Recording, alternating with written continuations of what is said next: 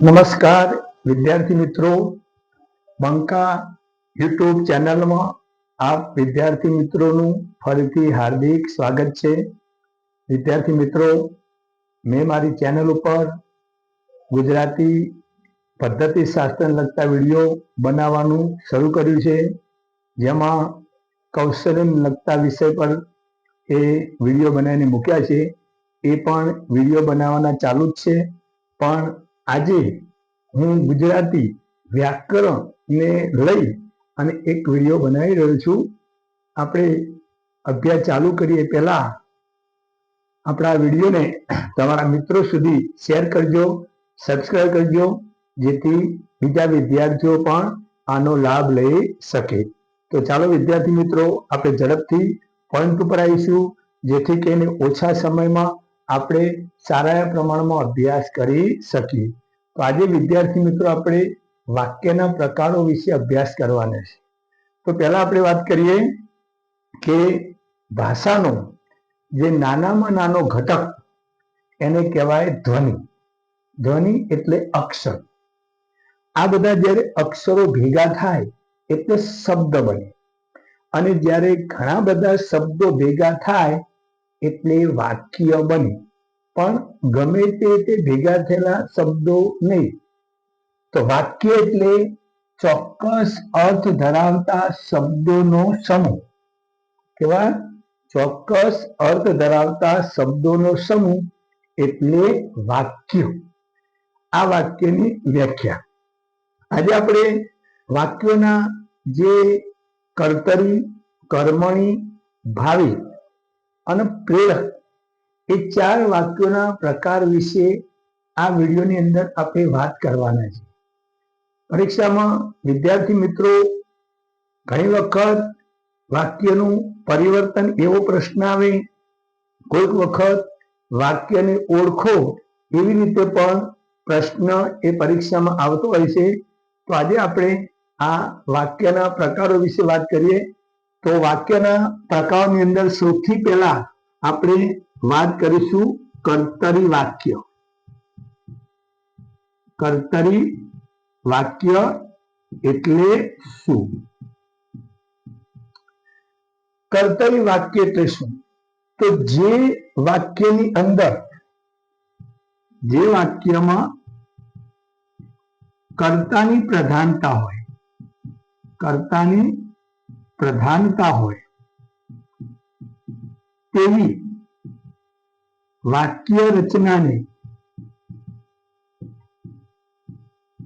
એ કર્તરી વાક્ય કહે છે. બરાબર? જે વાક્યમાં કર્તાની પ્રધાનતા હોય તેવી વાક્ય રચનાને કર્તરી વાક્ય કહે છે. આપણા વાક્યની અંદર કર્તા, કર્મ અને ક્રિયાપદ એ રીતે ક્રમ હોય છે. તો જે વાક્ય કર્તાને ધ્યાનમાં રાખીને બનેલું હોય એવું વાક્યને કર્તરી વાક્ય કહેવાય. વિદ્યાર્થી મિત્રો, કર્તરી વાક્યમાં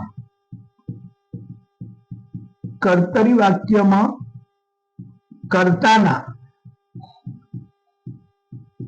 લિંગ અને વચન પ્રમાણે ક્રિયાપદમાં પણ ફેરફાર થતો હોય છે. ફેરફાર થતો હોય છે. કર્તરી વાક્યમાં કર્તાના લિંગ અને વચન પ્રમાણે ક્રિયાપદમાં ફેરફાર થતો હોય છે. જેમ કે રમેશ પત્ર લખે છે.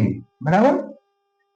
તો આમાં રમેશ એ કર્તા છે અને લખે છે એ ક્રિયાપદ. એટલે રમેશ જો પુલ્લિંગ હોય, સ્ત્રીલિંગ હોય, કર્તા અથવા એક વચન, બહુવચન, એ પ્રમાણે ક્રિયાપદમાં પણ ફેરફાર થાય. જેમ કે જો હું પુસ્તક વાંચું છું, તો અહીંયા જો કર્તા બદલાઈ ગયો તો ક્રિયાપદમાં પણ ફેરફાર થઈ ગયો. તો એ રીતે કર્તા પ્રમાણે એ ક્રિયાપદ જેમાં હોય એવી જે વાક્ય રચના એટલે કર્તરી વાક્ય કહેવાય છે. તો જે વાક્યમાં કર્તાની પ્રધાનતા હોય એવી વાક્ય રચના એટલે કર્તરી વાક્ય. કર્તરી વાક્યમાં કર્તામાં જે લિંગ વચન વપરાયેલું હોય એ પ્રમાણે ક્રિયાપદમાં પણ ફેરફાર થતો હોય છે. બીજું કે જે કર્તરી વાક્યને આપણે ઓળખવું કઈ રીતે, તો કર્તરી વાક્યમાં જે કર્તા હોય, કર્તા એનાથી વડે દ્વારા, ધ્યાન આપજો, થી વડે દ્વારા જેવા પ્રત્યયો લાગેલા હોતા નથી. ધ્યાન રાખવાનું કે જે કર્તરી વાક્ય હશે એનો જે કર્તા હશે એ કર્તાને થી વડે દ્વારા જેવા પ્રત્યયો લાગેલા હોતા નથી. એટલે તમારે સમજવાનું કે આ કર્તરી વાક્ય રચના છે. બરાબર? ઓકે, તો આ કર્તરી વાક્ય. હવે આપણે બીજા પ્રકારની વાત કરીએ. કર્મણી વાક્ય એટલે શું? બીજા પ્રકારમાં આપણે જોઈએ કે કર્મણી વાક્ય એટલે શું? તો કર્મણી વાક્યને વિશે આપણે વાત કરીશું. તો જેમ કર્તરી વાક્યમાં એ કર્તાની પ્રધાનતા હતી તેમ કર્મણી વાક્યમાં કર્મની પ્રધાનતા હોય. તો કર્મણી વાક્ય એટલે શું? તો જે વાક્યમાં કર્મની પ્રધાનતા હોય તેવી વાક્ય રચનાને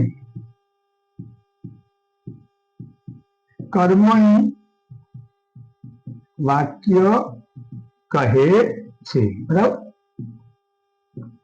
જે વાક્યમાં કર્મની પ્રધાનતા હોય તેવી વાક્ય રચનાને કર્મણી વાક્ય કહે છે. કર્મણી વાક્યમાં કર્મના લિંગ અને વચન પ્રમાણે ક્રિયાપદ વપરાય છે. ક્રિયાપદ વપરાય છે. જેમ કે રમેશથી સફરજન ખવાય છે. બરાબર? રમેશથી સફરજન ખવાય છે. તો એ તો સફરજન પ્રમાણે એક ક્રિયાપદનો ઉપયોગ થશે. એક વચન હતું એક વચન, બહુવચન એ પ્રમાણે, અને જે પ્રમાણે લિંગ વચન હોય એ પ્રમાણે એ કર્મને ધ્યાનમાં રાખી અને આ વાક્ય રચના બનતી હોય છે. એટલે એને કર્મણી વાક્ય તરીકે ઓળખવામાં આવે છે. બીજું ઓળખશું કે કર્મણી વાક્યમાં, ધ્યાન રાખજો વિદ્યાર્થીઓ, કર્મણી વાક્યમાં જે કર્તા હોય તેને થી વડે દ્વારા જેવા પ્રત્યયો લાગેલા હોય છે. ધ્યાન રાખો, કર્મણી વાક્યમાં જે કર્તા હોય તેને થી વડે અને દ્વારા જેવા પ્રત્યયો લાગેલા હોય છે. તો ધ્યાન રાખો, કર્તરી અને કર્મણીમાં તફાવત શું? કે જે કર્તરી વાક્ય છે એમાં જે કર્તા છે એને થી વડે દ્વારા પ્રત્યયો લાગેલા હોતા નથી. જ્યારે જે કર્મણી વાક્ય છે એના કર્તાને થી વડે દ્વારા જેવા પ્રત્યયો લાગેલા હોય છે. ધ્યાન રાખજો, આ બે વાક્ય વચ્ચેનો આ મુખ્ય તફાવત છે. બંને વાક્યોને ઓળખવા માટે પણ આ જ બાબત તમારે ધ્યાનમાં રાખવાની છે. તો આ વાત થઈ એ કર્મણી વાક્ય. ચલો હવે આપણે વાક્યનો આ ત્રીજો પ્રકાર એટલે કયો? ભાવે વાક્ય. વાક્યનો ત્રીજો પ્રકાર એટલે ભાવે વાક્ય રચના. વિદ્યાર્થી મિત્રો, હવે આપણે ત્રીજા પ્રકારની વાત કરીએ, ભાવે વાક્ય રચના. તો ત્રીજો પ્રકાર એટલે ભાવે વાક્ય રચના. બરાબર? તો ચલો ત્રીજો પ્રકાર ભાવે વાક્ય રચના. તો ભાવે વાક્ય રચના એટલે શું? તો જે વાક્યમાં ભાવની પ્રધાનતા હોય તેવી વાક્ય રચનાને અને ભાવે વાક્ય કહે છે. તો જુઓ કે જે વાક્યમાં ભાવની પ્રધાનતા હોય તેવી વાક્ય રચનાને ભાવે વાક્ય કહે છે. ભાવ એટલે કોઈ હસવાનો, રડવાનો, કોઈ ખાવાનો, આવા જે ભાવ હોય તેવી જે વાક્ય રચના હોય એને કહેવાય છે ભાવે વાક્ય રચના. ભાવે વાક્ય રચનામાં ઓળખવી કઈ રીતે? ધ્યાન રાખો. તો એક ખાસ વિશેષતા કે ભાવે વાક્યમાં કર્મ હોતું નથી. બરાબર? ભાવે વાક્યમાં કર્મ હોતું નથી. નંબર 2, ભાવે વાક્યમાં પણ કર્તાને થી વડે દ્વારા જેવા પ્રત્યયો લાગેલા હોય છે. બરાબર? ભાવે વાક્યમાં પણ કર્તાને થી વડે દ્વારા જેવા પ્રત્યયો લાગેલા હોય છે. જેમ કે રમેશથી હસાયું. બરાબર? તો જુઓ, ખાલી સીધા કર્તા અને સીધું ક્રિયાપદ છે, વચ્ચે કર્મ આવતું નથી. તો ધ્યાન રાખજો વિદ્યાર્થી મિત્રો, કર્મણી વાક્ય અને ભાવે વાક્ય બંને તેની થી વડે દ્વારા પ્રત્યય લાગેલા હોય છે, પરંતુ બંને વચ્ચેનો જે તફાવત એટલો જ છે કે કર્મણીમાં કર્મ હોય છે, જ્યારે ભાવેમાં કર્મ હોતું નથી. એટલે તમારે કર્તરી અને કર્મણીમાં શોધવામાં બહુ તકલીફ અને ભાવે શોધતી વખતે તમારે આ બાબત ધ્યાનમાં રાખવાની છે, કારણ કે બંનેમાં કર્તાને થી વડે દ્વારા જેવા પ્રત્યયો લાગે છે. તો તફાવત શું? તો તફાવત એ જ કે આમાં ભાવે વાક્યમાં કર્મ હોતું નથી. ઓકે? તો કર્તરી, કર્મણી અને ભાવે આ 3 પ્રકારની વાક્ય રચના એ આપણે જોઈ. બરાબર? હવે ધ્યાન રાખો કે આ હતું વાક્ય ઓળખવાની રીત. હવે આના આધારે પણ આપણે થોડી સમજ એ મેળવી લઈએ કે વાક્ય પરિવર્તન કરવા માટે આપણે કઈ બાબતો ધ્યાનમાં રાખવાની છે તે. તો એના વિશે પણ આપણે થોડું બંનેના તફાવત સ્વરૂપે એ જોઈ લઈએ.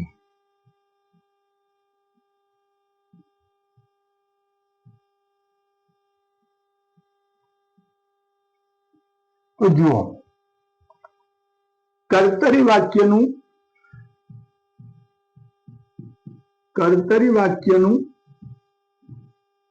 કર્મણી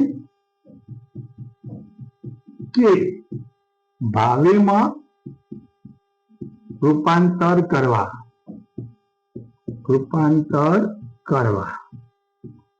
બરાબર। કર્તરી વાક્યનું કર્મણી કે ભાવેમાં રૂપાંતર કરવા આપણે શું કરવું પડે? તો પહેલા જોઈએ કે કર્તરી વાક્ય, આ બાજુ આપણે વાત કરીશું કર્મણી અને ભાવે વાક્ય, બરાબર। ચલો, પેલું આપણે વાત કરીએ કે કર્તરી વાક્યમાં કર્મની પ્રધાનતા હોય છે। આમાં જોઈએ, કર્મણી વાક્યમાં કર્મની પ્રધાનતા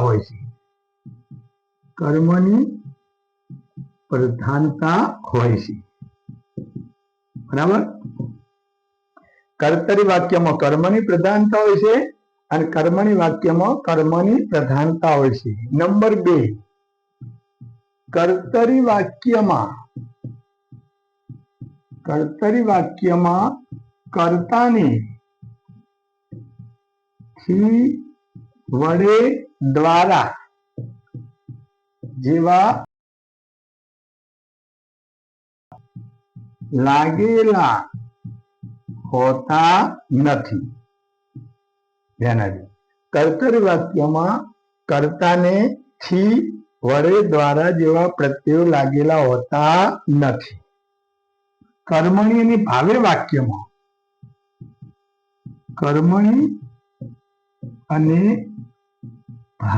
વાક્યમાં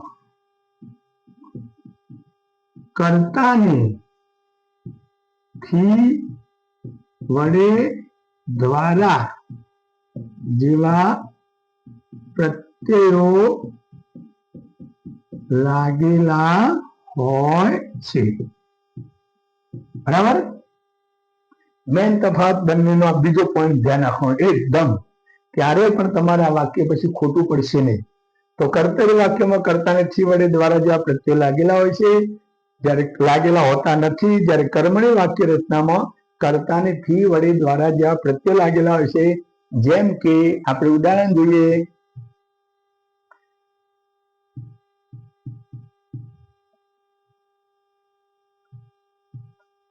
મેહુલ પુસ્તક વાંચે છે, તો આ બાજુ આવી જાય મેહુલ થી પુસ્તક, બરાબર। મેહુલ થી પુસ્તક વંચાય છે।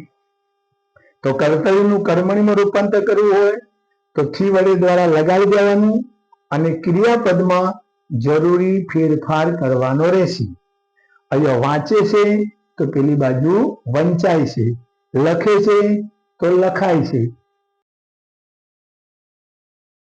ક્રિયાપદમાં જરૂરી તમારે ફેરફાર કરવાનો રહેશે। તો કર્તરી અને કર્મણીનું આ પ્રમાણે તફાવત તમારે રૂપાંતર કરવું તો પણ આ બાબત ધ્યાનમાં રાખવાની છે। ઓળખવું હોય ત્યારે પણ જોવાનું કે કર્તાને થી, વડે, દ્વારા જેવા પ્રત્યયો લાગેલા હોય તો સમજવાનું કે કર્તરી કે કર્મણી કે ભાવે હોય, અને થી, વડે, દ્વારા લાગેલા ન હોય ત્યારે સમજવાનું કે તે કર્તરી વાક્ય જ હોય। ખાસ કર્મણી અને ભાવ્યમાં થોડું ધ્યાન રાખવાનું છે કે ભાવે વાક્ય રચનાની અંદર એ કર્મ હોતું નથી।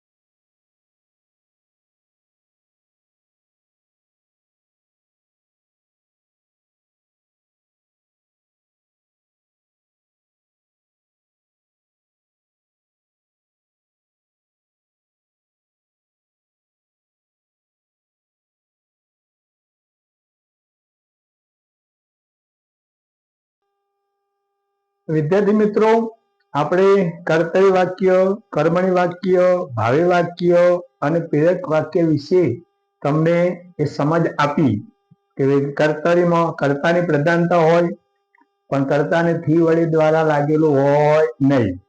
કર્મણીમાં કર્મની પ્રધાનતા હોય પણ કર્તાને થી વડે દ્વારા જેવા પ્રત્યયો લાગેલા હોય. ભાવ વાક્યમાં પણ ભાવની પ્રધાનતા હોય, એમાં પણ કર્તાને થી વડે દ્વારા પ્રત્યય લાગેલા હોય છે, પણ ભાવે વાક્યમાં કર્મ હોતું નથી. ત્યારે ચોથું હતું પ્રેરક વાક્ય, જેમાં પ્રેરક કરતા કોઈ અન્ય હોય, એટલે કે પ્રેરણા આપનાર કોઈ અન્ય હોય એવી વાક્ય રચનાને પ્રેરક વાક્ય કહે છે. તો ચલો હવે એના આધારે કેટલાક MCQ દ્વારા આપણે આપણું જ્ઞાન ચકાસીશું કે જેથી કરીને તમને પણ આમાં કેટલી સમજણ પડી એ તમે જાતે એ તપાસી શકો. તો ચલો વિદ્યાર્થી મિત્રો, આપણો પહેલો MCQ કે મારાથી આજે મોડેથી ખવાશે, વાક્યનો પ્રકાર જણાવો. વિદ્યાર્થી મિત્રો, આ કયા પ્રકારનું વાક્ય છે? તો તમે કદાચ ખબર તો પડી જ ગઈ છે, પણ છતાં હું તમને જવાબથી કરાવું છું. મારાથી, જો કર્તાને શું લખ્યું છે? મારાથી, અને એ પ્રમાણે ક્રિયાપદમાં પણ ફેરફાર થયેલો છે. એટલે આ વાક્ય કેવું છે વિદ્યાર્થી મિત્રો? કર્મણી વાક્ય છે. કેવું છે? કર્મણી વાક્ય. કેમ? તો કર્તાને થી વડે દ્વારા લાગેલું છે અને એમાં કર્મ પણ છે, એટલે બની જાય છે કર્મણી વાક્ય. ચલો બીજું, મારાથી પત્ર લખાય છે, આ વાક્યનું કર્તરી વાક્ય શોધો. તો વિદ્યાર્થી મિત્રો, આપણે જોયું હતું કે કર્મણીમાંથી કર્તરી બનાવવું હોય તો કર્તા જે હોય એને થી વડે દ્વારા એ આપણે દૂર કરવાના. તો જો મારાથી, તો પેલું શું છે? મારાથી લખાય છે એટલે કર્તામાં અહીંયા પણ થી લાગેલું છે. મેં પત્ર લખ્યો, હું પત્ર લખું છું, હું પત્ર લખાવું છું. તો મારાથી પત્ર લખાય છે, તો મારાથી ના બદલે શું થઈ જાય? હું થઈ જાય. શું થઈ જાય? હું પત્ર લખું છું. તો શું આવશે? હું પત્ર લખું છું. વિદ્યાર્થી મિત્રો, જ્યારે સર્વનામ હોય ત્યારે તમારે ધ્યાન રાખવાનું છે કે હું હોય તો મારાથી, તું હોય તો તારાથી, એ રીતે કર્મણી વાક્ય બનશે. એટલે એ પણ તમારે ધ્યાનમાં રાખવાનું. ખાલી હું થી એવું જોવાનું નથી. તો આમાં જવાબ આવશે સી, કે હું પત્ર લખું છું. ચલો ત્રીજો, મુંજે હાસ્ય બાણ છોડી, આ વાક્યનું કર્મણી વાક્ય શોધો. તો નીચે તમે 4 વાક્યો આપેલા છે. મુંજથી હાસ્ય બાણ છોડાયું, બી મુંજ હાસ્ય બાણ છોડે છે, સી મુંજ હાસ્ય બાણ છોડાવે છે, અને ડી મુંજાલ મુંજ પાસે હાસ્ય બાણ છોડાવે છે. તો જો અહીંયા કરતા શું છે? મુંજ. તો એનું જ્યારે કર્મણી બનાવવાનું થાય ત્યારે કર્તાને થી વડે દ્વારા, તો શું આવશે? મુંજથી હાસ્ય બાણ છોડાયું. તો જવાબ તમારો થશે એ, મુંજથી હાસ્ય બાણ છોડાયું. બરાબર. ચલો હવે ચોથો, નીચેનામાંથી ભાવે વાક્યનું ઉદાહરણ શોધો. ભાવે વાક્ય એટલે એમાં પણ કર્તાને થી વડે દ્વારા લાગેલું હશે, પણ ખાસ તફાવત શું? કે એમાં કર્મ હશે નહીં. ચલો, હું વળગી રહ્યો.